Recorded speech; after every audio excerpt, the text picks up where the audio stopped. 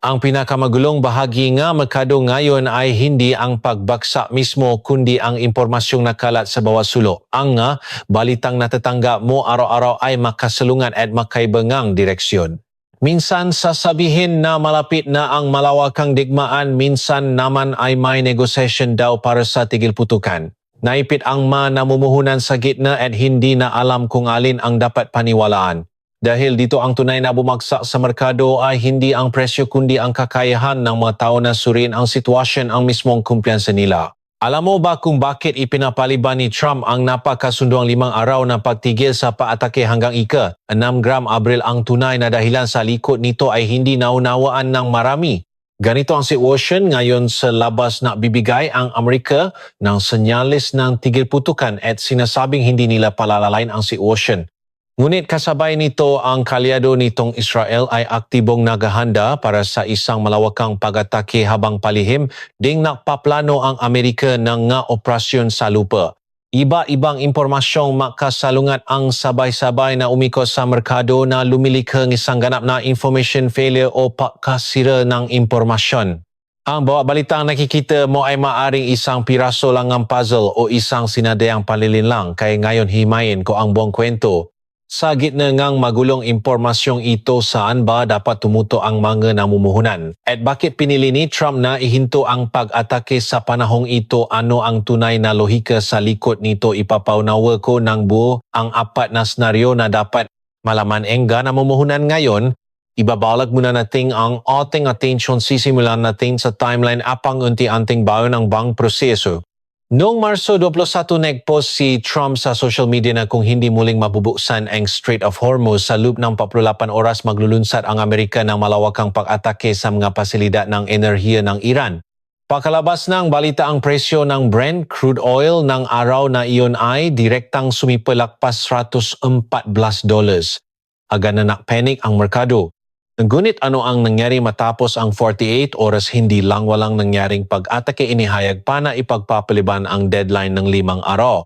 Bilang resulta, ang presyong langis ay bumagsak ng 10.9% sa loob ng isang araw pabalik sa $99 range. Sumunod noong Marso 20 muling pinalawi ang palugit. Sa pagkataong ito naantala na naman ng 10 araw. Ang bagong deadline ay naging April 6, 8:00 gabi US Eastern Time. Kung pegunain mo ang patsang ito 48 oras 5 araw hanggang 10 araw, medyo malinaw na ang pattern na ito. May direktang tawag ang Wall Street sa kanitong pahuhuli. Ito ay Trump always checkens out lahing umatras si Trump. Ibig sabihin pledging pipilin ni Trump na umatras sa huli. Ang tiyanaloika ng operasyon nito ay unang gumamit ng matining banta sa militar o panggigipit sa patakaran upang itaas ang tensyon ng merkado sa pinakamataas na antas. Ngunit sa sandaling tumaas ang presyo ng langis at magsimulang maging marahas ang pagbabago sa merkado, magsisimula siyang maglabas ng mga senyales ng pagpapahinahon at unti-unting atras. Ang pattern na ito ay pauli-ulit na lumitaw sa mga nakaraang digmaan sa taripa-tarif war. Ang pagpapaliban sa pagpapatupad ng mga taripa laban sa China, ang pagbawi sa mga parusa sa Mexico, ang pagpapalawi sa mga patakaran sa Canada. Halos sa bawat pagkakataon na may malaking pagbabago sa merkado susundan, ito ngang pahaya na nag-usap ang dalawang panik at pagkatapos ay palihim na atras ang patakaran. Ngunit ang tunay na tanong ngayon ay magiging simpleng toksalita pattern lang ba ulit ito ngayon mula sa nakaraang karanasan? Naging epektibo ang diskarteng ito sa mga negosasyon sa ekonomiya at kalakalan. Ngunit sa konteksto ng geopolitical conflict sa Middle East at kaharap ang kalabang tulad ng Iran, maaring maging ganap na iba ang sitwasyon. Bakit? Dahil ang limitasyon, bottom line at layunin ng dalawang panig ay sadyang wala sa isang antas. Susunod ka pa, isa-isa nating tiningnan ang mga kondisyon ng dalawang panig, agad nating maintindihan kung bakit halos walang puwang para umusad ang negosasyong ito. Tingnan muna natin ang mahinihingi ng Amerika. Ang pinakaubot nito ay hindi komplikado. Una, ganap na isuko ang kakayahang nuklear. Pangalawa, isalin sa mga internasyonal na ahensya ang lahat ng 450 kg uranium na may 60% enrichment. Pangatlo, buwagin ang mga pangunahing pasilidad nuklear. Pangapat, tiyakin ang malayang paglalaya sa Strait of Hormuz. Panlima, limitahan ang sakla at laki ng mga missile. Sa madaling salita, hinihingi ng Amerika na isuko ang gabilang pani ang parehong kakayahan sa nuclear at missile at pati na rin ang kontrol sa madiskateng daanan. Ano naman ang mga kondisyong inihain ng Iran, ganun din kadirekta. Una, dapat ganap na itigil ng Amerika at Israel ang mga pag-atakeng militar at asasinasyon. Pangalawa, magtatak ng isang tiyak na mekanismo upang maiwasan ang muling pagsiklap ng digmaan. Pangalo, mabigay ng bayad pinsala sa mga pagkasirang dulot ng digmaan. Pangapat, isulong ang pagwawakas ng hidwaan sa buong rehiyon ng Gitnang Silangan. Panlima, at ang pinakamahalagang punto, kilalanin ang soberanya ng Iran sa Strait of Hormuz. Malinaw na malinaw ang pangunahing salungatan dito. Hinihiling ng Amerika na buksan ang strait habang iginigit ng Iran na ito ay kanilang teritorial na katubigan, territorial waters. Ang dalawang kondisyong ito ay likas na sumasalungat sa isa't isa at halos imposibleng makasabay na mangyari. Ngunit ang mas malalim na problema ay hindi lang ang salungatan sa mga kondisyon kundi ang ganap na pagkasira ng tiwala sa pagitan ng dalawang pani. Ang pananaw ng Iran ngayon ay habang isinisiga ang Amerika ang negosasyon at kapayapaan upang pababain ang panadigang presyong langis at pakalmahin ang merkado, ginagamit naman nila ang pagkakataong ito para bumili ng oras at palihim na mahanda para sa mga susunod na aksyong militar. Ang ganitong pamamaraan ay direktang tinutukoy ng Iran bilang isang multilayered na madiskarteng panlilinlang. Bakit humantong sa ganito ang kawalan ng tiwala? Ang susi ay nasa mga leksyong iniwan ng nakaraan. Noong nakarang taon, nagkaroon ng dalawang negosasyon na sumunod sa parehong pattern sabay upo para mag-usap at pagkatapos ng negosasyon agad na magsasagawa ng aksyong militar. Mula sa sandaling iyon, itinumbas na ini Iran ang negosasyon sa pag-aasaya ng oras. Kaya kapag binasama-sama mo ang mga katotohanan ito, medyo malinaw na ang konklusyon. Mula sa estruktura, ang yugtong ito ng negosasyon ay mahirap talagang maging matagumpay. Ngunit ang tunay na dapat paktuunan na pansin ay nagsisimula pa lang ngayon. Habang inaanunsyo ni Trump ang papapaliban ng pag-atake, ipinagmamalaki rin niyang nakakuha siya ng isang malaking tagumpay. 10 oil tanker daw ang matagumpay na nakadaan sa Strait of Hormuz. Ngunit ang tanong, gaano ba kalaki ang kahalagahan nito? Gamitin natin ang datos para magsalita. Mula nang simulan ang blockade paharang noong Pebrero 28, humigit kumulang 20% hanggang 25% ng pandaigdigang kalakalan ng krudo sa dagat ang direktang naipit. Sa kasalukuyan, higit sa 150 oil tankers at 170 container ships sa buong rehiyon ng Persian Gulf ang na-stranded at hindi makaalis. Sa ganitong sitwasyon, ang tinatawa na malaking tagumpay ay para lang makadaan ang 10 oil tanker. Nilinaw din ng maraming media outlets na ang ganitong dami ng makakaraan ay walang malaking pangmatagalang epekto sa pangkalatang merkado. Ang mas mahalaga pa, ang pagdaan na ito ay hindi ganap na pagbubukas kundi napakapili. Ang mga barko mula sa ilang partikular na bansa ay maring mabigyan ng prioridad na makadaan, ngunit ang mga barkong may kinalaman sa Amerika at mga pangunahing kaalyado nito ay hindi pa rin makakaraan. Ang ibang mga barko ay kailangan pang makapayat na mataas na toll fees para makadaan. Sa madaling salita, hindi nito ibinabalik ang kayusan sa paglalaya, isa lamang itong may condition at limitadong mekanismo and control. Sa katunayan, hanggang sa kasalukuyan, wala pang kahit isang barko ang Amerika o mga kalyado nito ang matagumpay na nakadaan. Ang susunod na bahagi ang dapat talagang bantayan. Sa tuwing inaanunsyo ni Trump ang petsa ng papapaliban ng operation, mayroong napagkakaibang common pattern. Ngayon, hayagan ng pinag-usapan sa Wall Street kung may posibilidad ng insider trading. Ayon sa timeline na inayos NM Media nung madaling araw, Pebrero 28 naglunsad ng airstrike, ngunit inilabas lamang ang balita pagkatapos magsara ng US stock market. Ang naging resulta ay direktang nadulot ng malaking pabagsak sa merkado ng Asya kinabukasan. Ang pattern na ito ng sadyang papili ng oras para maglabas ng malalaking balita ay mahigpit na binabantayan ngayon ng merkado. Suriin natin Marso 21, Sabado gabi, inilabas ang 48 oras na ultimatum tuwing katapusan ng linggo. Pagdating ng Lunes, bumaksa ang merkado sa Asya. Marso 23, Lunes, ganap na 705 gram, umaga inihaya ang pagpapaliban ng 5 araw. Eksaktong tumapat ang oras na ito, 2 oras bago mabukas ang US stock market, kaya mabilis na nakabawi ang futures market. Pagsapit ng Marso 26, Miyerkules, muling pinalawi ng 10 araw. Ang timing ay pumatak matapos pumasok ang Nasdaq sa correction territory. Eksaktong pinalabas ang senyales ng pagpapahinahon sa pinakamahinang sandaliing merkado upang pakalmahin ang emosyon. Kung pag-ugnayin ang buong rhythm na ito, malinaw na ang pattern. Ang matatapang na senyales na lumiliha ng takot ay halos palaging inilalabas pagkatapos ng closing bell pagsasara ng merkado, habang ang senyales na nagpapakalma sa merkado ay tumpak na inilalabas bago mag-opening bell pagbubukas ang merkado. Ang mismong operasyong ito ay nagdudulot na hinala sa merkado. Ngunit ang mas nakakagulat ay noong Marso 23, 15 minuto bago inanunsyo ang pagpapaliban ang 5 araw na karanas ang merkado ng isang labis na hindi pangkaraniwang transaction abnormal trading. Ayon sa ulat ng media, sa loob lamang isang minuto biglang lumabo ang volume ng kolakalam para sa Brent crude oil at VT na umabot siya nakakagulat na halaga na 8.8 milyong dolyar.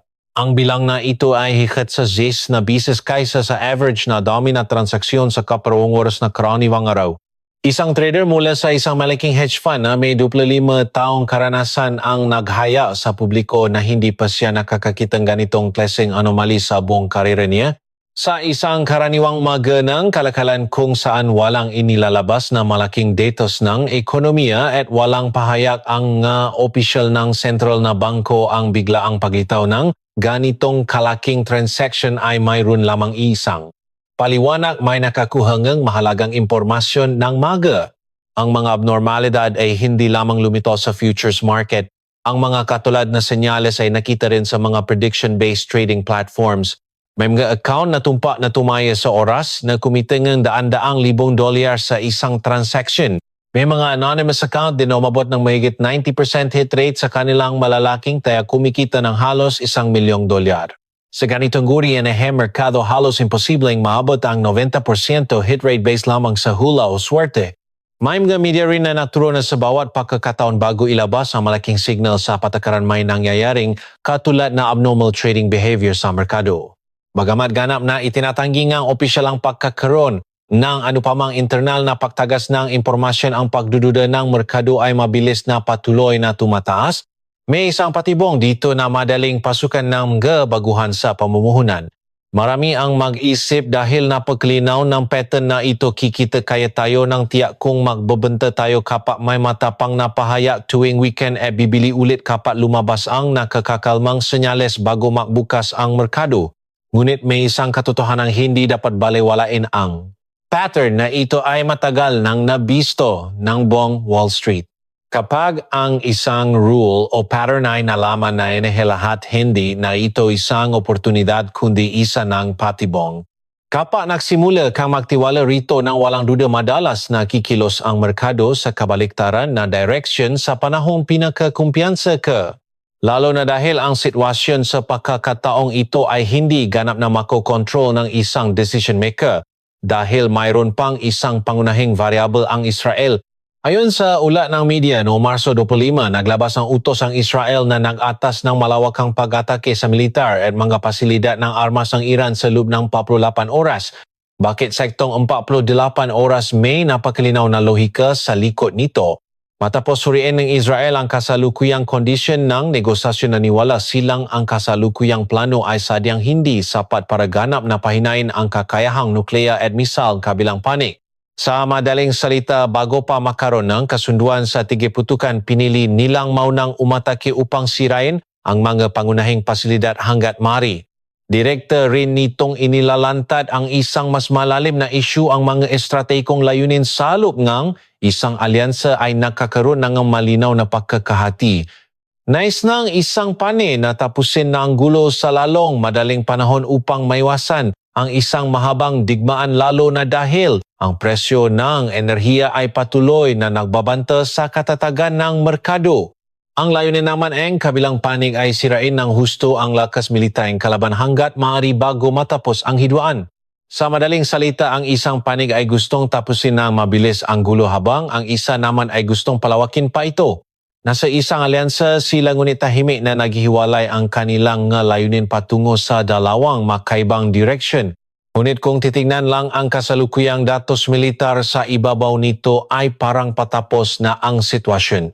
Ayon sa datos na inilabas ng komando ng militar ng US mula nang magsimula ang gulo, inatake na nila ang mahigit 10,000 target.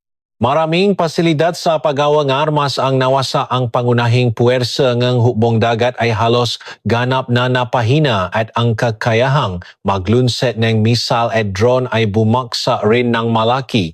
Besa nga bilang na ito madaling isipin na halos tapos na ang digmaan, ngunit ang problema ay hindi kontento ang isang mahalagang panig sa mga resulta sa kasalukuyan. Ibig sabihin kahit na ang resulta ng labanan ay napakalamang na nila para sa ilang gumagawa ng desisyon, hindi pa rin sapat ang narating nilang tagumpay para makamit ang tunay nilang layunin. At ang tunay na may hawak ng pinal na desisyon ay ang Amerika pa rin. Sa oras na madesisyon ang Amerika na umatras ang buong digmaan ay mapipilitang matapos. At dahil din dito, bago pa magkaroon ng posibleng pagbabago, ang isang panig ay pumili na palakihin ang pag-atake sa maikling panahon para tapusin ang lahat ng natitirang target ng isahan.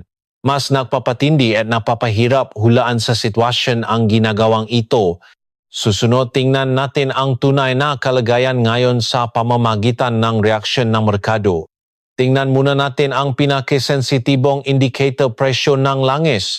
Bago pumutok ang headline ng Brent crude oil ay nasa taktak range. Pagkatapos lumabas ng matapang na senyales, sumaya ito hanggang 114. Pagkatapos dahil sa balitang na-delay, ang aksyon bumaksa ito ng higit 10% sa isang araw pabalik sa 99 level. Kasunod nito ay muling tumabok pata sa 104. Ang pabago-bagong pagtaas at pagbaba ng higit sa 10% sa napakaikling panahon ay napapakita mismo na ang merkado ay nasa lubos na pabago-bago at hindi matata na kalagayan. Sa panig naman ng stock market, patuloy na humihina ang US stock market. Ang S&P 500 at Nasdaq ay nagpapakita ng malinaw na pagbaba, habang ang mga tech stocks at energy stocks ay sabay na pressure. Hindi rin maganda ang reaksyon sa mga global markets. Ang mapangunahing index sa Europa at Asia ay bumaksa din, habang ang risk aversion pag-iwas sa panganib sentiment ay mabilis na kumakalat. Ang pinakahuli ay dapat bigyang pansin ay ang kasalukuyang forecast ng malalaking institusyon. Ang pangunahing variable sa kasalukuyan ay nakasentro pa rin sa supply ng enerhiya. Direkta nang nababala ang ilang institusyon na kung abot hanggang katapusan ng Abril ang blockade sa Strait, ang presyong langis ay maring umabot sa $150 bawat bariles. May mga nagsasabi rin na kung tatagal ito hanggang kalagitnaan ng Abril, maring lumapit o lumagpas pa sa pinakamataas na naitala noong 2008 ang presyong langis. Ang peak ng tank iyon ay nasa paligid na $100. Ibig sabihin, muling sinusuri ng merkado ang isang matindi, ngunit hindi dapat baliwalaing banta ng pagtaas upside risk. Kung ang presyo ng langis ay tumaas mula sa kasalukuyang 104 papuntang 150 nangahulugan, iyon na tataas pa ito ng halos 40%.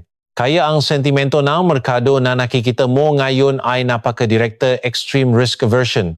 Dahil sa posibilidad na maging malawakan ang tension anumang oras, ang unang reaksyon na magkapondo ay umalis mula sa magkamapanganib na asset, magtago muna sa US dollar at maghintay hanggang sa luminaw ang sitwasyon. Pero isipin mo sa kabilang banda, paano kung mangyari ang eksaktong kabaliktaran? Paano kung biglang ipahaya ang tigil putukan at ibalik ang paglalaya sa Strait of Hormuz? Maring bumaksa na malaki ang presyo ng langis at makakaranas ng malakas na pagbangon ng stock market. Ay ibig sabihin, ang buong merkado ay nakabitin sa isang napaka-critical na punto. Ang manatitirang variable ay dalawa na lang, lalala o titigil. Ang lahat ng kapital ay nakatingin at naghihintay ng isang malinaw na signal ng direksyon bago sama-samang kumilos. Ang pinakamahalaga ngayon ay kung paano kikilos ang merkado pagkatapos ng Abril 6. Inihanda ko para sa iyo ang apat na pinaka-critical na senaryo na lahat ay nakabatay sa mga nangyaring katotohanan. Isa-isahin ko ito para sa iyo. Tumutok mabuti, magsisimula tayo sa unang senaryo. Senaryo A, magkaroon nege tunay na pegunat sa negosasyon, nege tigil putukan, posibilidad na sa $20. Ito ang pinakamagandang sitwasyon. Ang Strait ay ganap na ibabalik sa normal at sabay na babalik sa mesang negosasyon. Ngunit kung titignan sa realidad, hindi mataas ang tiyansang ito. Ang agwat sa pagitan ng kondisyon ng dalawang panig ay sadyang mahirap tulayawin. Ang panloob na istruktura ng makabilang panak din ang nakapapahirap sa negosasyon. Sa isang panig ang mga hardliner ang may control. Sa kabilang panig kahit nasa negosasyon patuloy naman ang military deployment sa likuran. Mula sa pananaw ng kabilang kampo, ang ganitong kilos ay mahirap isipin bilang totoong intention para sa kapayapaan. Ngunit kung mangyari nga ang low probability even na ito magiging direkta ang reaction ng merkado, mabilis na magbabago ang sentimiento, malawakang papasok ang pondo at ganap na babalik ang mga presyo. Kung mangyari ito, maaaring mabilis na bumagsak ang presyo ng langis sa 8 range, mabilis ding okyat ang stock market. Kung titignan ang mga sektor, ang mga military at energy assets na tumas dahil sa gulo ay babagsak ng malaki. Habang ang mga industriyang matagal ng pinainan ng mataas na presyo ng langis tulad ng aviation, turismo at consumer sectors ay maaaring makaranas ng malakas na pagtaas o maging bagong leader sa merkado. Scenario B, delay strategy na may pinakamataas na posibilidad nasa 45%. Ito ay ang tinatawag na delay strategy. Ang patuloy na kawalang katiyakan ay patuloy na humahaba. Pagsapit ng Abril, SEC mag-anunsyo uli na extension walang aktwal na pag-usad sa negosasyon at ang sitwasyon ay mananatiling stagnant o walang linaw. Sa isang banda, kailangang iwasan ang pang-ekonomiya at pampolitikang presyon na dala ng hindi makontrol na presyo ng langis. Sa kabilang banda, hindi naman basta-bastang makakapasimula ng malawakang digmaan. Kaya ang nagiging resulta ay isang magulong sitwasyon kung saan walang tunay na digmaan, ngunit wala ring tunay na tigil putukan. Sa ganitong kalagayan, papaso ang merkado sa isang volatile range. Ang presyo ng langis ay tataas at bababa sa pagitan ng 100 at 100,000 dolyar habang ang stock market ay paulit-ulit na angat at babagsak sa isang hanay ng walang malinaw na direksyon. Para sa mga investors, ito ang pinakanakakapagod na kondisyon. Ayaw nilang bumili ka pa umakyat at natatakot silang bumili ka pa bumabagsak dahil walang malinaw na suportang direksyon. Sa ganitong market environment, ang paglalagay ng malaking pondo sa isang direksyon ay mapanganib. Mas makatwirang paghiwa-hiwalayin ang risk at pumasok ng patingi-tingi upang kunin ang mapanandalyang pagkakataon. Senaryo C, unilateral na magdeklara ng tigil putukan, posibilidad nasa 20%. Ito ay ang pagdedeklara na nakatapos na ang isang phase kahit hindi pa tuluyang nakakaroon ng kasunduan. Mula sa ibang gulo, ang kasalukuyang natamong resulta ng militar ay sapat na upang ipakita bilang isang tagumpay sa isang yugto.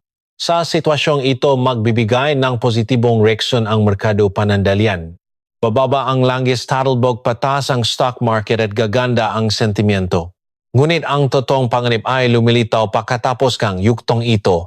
Kung ang isa sa mga pani ay hindi pabor sa naging resulta, maaari siyang kumilos ng mag-isa kapag nakaatras na mga pangunahing puwersa na magpapalala muli sa labanan. Kapag kumalat ito sa mas malawak na lugar, babalik ang merkado sa matinding pagbabago na mas mahirap hulaan kaysa noon. Senaryo D, tuluyang pagbagsak ng negosasyon at malawakang digmaan, posibilidad nasa 15%. Nangangahulugan itong ganap na pagkabigo sa negosasyon. Ang isang panig ay direktang maglulunsad ng matinding atake habang ang kabila ay gagantingang mas malawakan. Mabilis na mawawalan control sa sitwasyon. Kung magsasabay-sabay ang atake sa loob ng maikling panahon, maring hindi na mapigil ang sitwasyon sa Middle East. Posibleng magkaroon pa ang operasyon militar sa lupa, ground operation. Kapag umabot dito, maring madaling lumapas sa 130 o pumalo hanggang $150 ang presyong langis. Babagsak ng malaki ang stock market at puputo ang risk aversion sentiment sa lahat. Kapag pumalo sa pinakamataas na naitalang presyo ang langis, maaari itong maging sanhi ng financial crisis level na pahugot ng mapondo at magaganap ang malawakang panic selling. Habang unti-unting nababago ang apat na senaryong ito, saan ba dapat nakatuon ang pansin ng mga investors? May tatlong mahalagang Bayesian indicators na kailangan bantayan para mas maintindihan ang sitwasyon. Una, ang rhythm sa papapalabas, nga policy signals. Ang malalaking decision ay kalimitang lumalabas sa mga partikular na oras lalo na matapos ang closing bell ng merkado o bago ang pangunahing events. Kapag naglabas ng matapang na senyales, asahan ang pagbabago at paggalaw ng merkado. Habang ang pagpapalabas ng senyales na nakakapapababa ng tensyon ay maaring maging saning ang pagtabok sa mga panandaliang presyo. Pangalawa, ang aktual na daloy ng paglalaya sa Strait of Hormuz. ito ang pangunahing daanan ng pandaigdigang transportation ng enerhiya. Kapag dumami ang mga dumadang barko, ibig sabihin humupa ng mga takyat, mapapababa nito ang presyo ng langgis. Sa kabilang banda kapag nahirapan silang dumaan o kapag naglagay ng mas mahigpit na restriction doon malakas na senyales ito patuloy na paakyat sa presyong langis. Pangatlo ang pabago-bago ang tindi ng aktual na military action, bantayan ang dalas at laki ng mga atake. Kapag bumaba, ito ibig sabihin unti-unti nang nakokontrol ang sitwasyon at mas mataas ang sansa na humupa ang tension. Pero kung padalas ito ng padalas patindi ng patindi, ibig sabihin tumitindi rin ang alitan. Babalik rin sa pagiging agresibo ang presyo ng military and energy stocks kaya dapat double ingat sa short selling. Bukod pa riyan, may ilang biglang banta sudden risks na hindi dapat balewalain. Una ay ang risk mula sa investigation ng abnormal trading. Kapag formal na inimbestigahan ang binanggit na massive abnormal trading, hindi lamang ang merkado ang maapektuhan nito kundi buong patakaran mismo. Ang hindi tiyak na pamumulitika ay mas magpapalakas pa sa pagbabago ng merkado. Pangalawa ang posibilidad ng matinding paganti. Kung may ng husto ang isang grupo, masara ng buo ang daanan at madamay ang pasilidad sa enerhiya sa paligid baka pumalo agad ang langis sa napakataas na halaga sa lalong madaling panahon at mabilis tumaas ang panganib ng merkado. Pangatlo, kung makabita-bita ang alyansa mismo. Kung ang isa sa kanila ay makpasyang tumigil habang ang isa naman ay magpatuloy pa sa pag-atake, direktang maapektuhan ang patakaran ng lahat at mapipilitan ang market na muling suriin ang geopolitical landscape na magiging sanhi, panibagang uncertainty. Pangapat, kung sumali ang ibang bansa. Kapag nang himasok ang ibang makapangyarihang bansa para makialam bukod sa masisira ang nakasanayang balanse, maaring magdulot din itong mas magulo pang multi-party game. Kapag sumabay-sabay ito ang pagbabago sa merkado ay di na masusukat ng simpleng lohika at hindi na matutukoy. Panghuli ay summarize natin. Sa capital market lagi tayong naghahanap nga pattern dahil natatakot tayo sa uncertain future. Ginagamit natin ang nakaraan para pakalmahin ang sarili natin. Siguro maisip niyo dahil gumana ang Trump strategy noon para pakalmahin ang merkado, ito rin sigurado ang mangyayari ngayon kaya atras sila. Dati noong pra at ekonomiya lang ang nakataya sa pakikipakalakalan, epektibo ito pero iba na ngayon. Ang hidwang ito ay tungkol na sa national security at buhay mismo. Ang antas ng alitang ito ay hindi na masusukat ng datos at kasaysayan lamang. Ang pattern sa nakaraan ay hindi garantiya ng ligtas na future, lalo kung ang pinausapan natin ay isang out of control na conflict. Ang paasa lamang sa nakaraan ang nagsisilbing pinakamalaking risk dito. Ang pamumuhunan ay laging nakaharap sa kawalang katiyakan. Ang tanong ay kung kaya natin itong harapin ng may pagpapakumbaba at akuin na hindi natin hawa ang lahat. Ang kailangan gawin ngayon sa harap ng malalaking variables ay hindi ang pag-asa sa salita ng isang tao o ang pagbuhos ng malaking pondo. Ang kailangan ay umatras ng kaunti, manatiling kalmado at panatilihin ang flexibility. Kung nakatulong ang video na ito sa iyo, huwag kalimutang mag-subscribe sa Pandaigdigang Ekonomiya, mag-like at i-click ang notification bell. Pwede ka ring mag-iwan ng comment sa ibaba kung anong market variable o asset ang pinakatinitingnan mo ngayon. Patuloy ko ring isasayo sa mga mahalagang impormasyon para ipaliwanag ito sa pinakasimpleng paraan. Hanggang sa muli nating video,